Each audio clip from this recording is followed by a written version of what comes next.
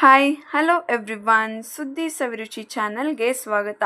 Cinema ಅಂದರೆ ತುಂಬ ಜನರಿಗೆ ಇಷ್ಟ. ಅದರಲ್ಲೂ ತಮ್ಮ ನೆಚ್ಚಿನ ನಟಿಯರ ಬಗ್ಗೆ ತಿಳಿದುಕೊಳ್ಳಲು ಕುತೂಹಲ ಇರುತ್ತೆ. ಅದರಲ್ಲೂ ಅವರ ವೈಯಕ್ತಿಕ ಜೀವನ, ಅವರ ಮದುವೆ, ಅವರು ಬದುಕುವ ರೀತಿಯನ್ನು ನೋಡ್ತಾ ಇರ್ತಾರೆ. ಇಲ್ಲಿ ನೋಡಿ, ಈ ನಟಿಯರು ಎಷ್ಟನೇ ವಯಸ್ಸಿಗೆ ಮದುವೆಯಾಗಿದೆ ಅಂತ. ಅದಕ್ಕೂ ಮುಂಚೆ ನಮ್ಮ ಚಾನಲನ್ನು ಸಬ್ಸ್ಕ್ರೈಬ್ ಮಾಡಿ.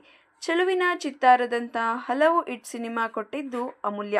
ಬಾಲನಟಿಯಾಗಿ ಇಂಡಸ್ಟ್ರಿಗೆ ಎಂಟ್ರಿ ಕೊಟ್ಟವರು. ಅವರ ಕ್ಯೂಟ್ನೆಸ್ ಜನರಿಗೆ ಈಗಲೂ ಇಷ್ಟ.